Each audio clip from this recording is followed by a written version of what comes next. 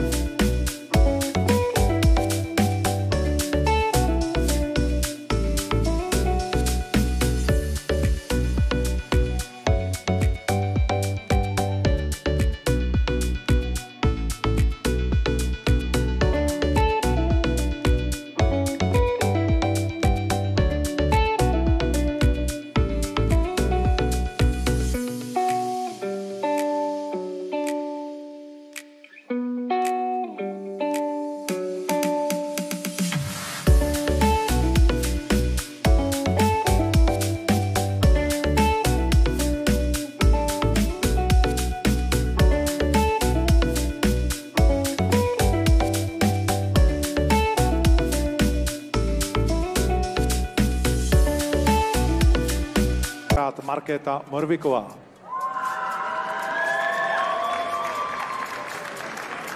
Tak, Markéta samozřejmě zkušená, takže tady není třeba vůbec držet palce, tady už to bude profesionální výkon. Hodně štěstí, Markéta. Děkuji. Já bych chtěla o otázku poprosit paní Gabrielu Roušarovou. Dobrý večer. Telefony máme všichni neustále na dosah. A mě zajímá, jaký je váš názor na to, že technologie a umělá inteligence opravdu slouží nám a nikoli naopak. Děkuji. Technologický pokrok a AI rozhodně jen tak nezastavíme. Telefony v dnešní moderní době potřebuje snad úplně každý a je na nás, jestli je využijeme a náš čas ušetříme, anebo také spoustu času ztratíme. Je potřeba k ním přistupovat s respektem a uvědoměle a žít v reálném světě. Krásný večer, Veroniko. Good evening, Rachel. So you did your job already in afternoon.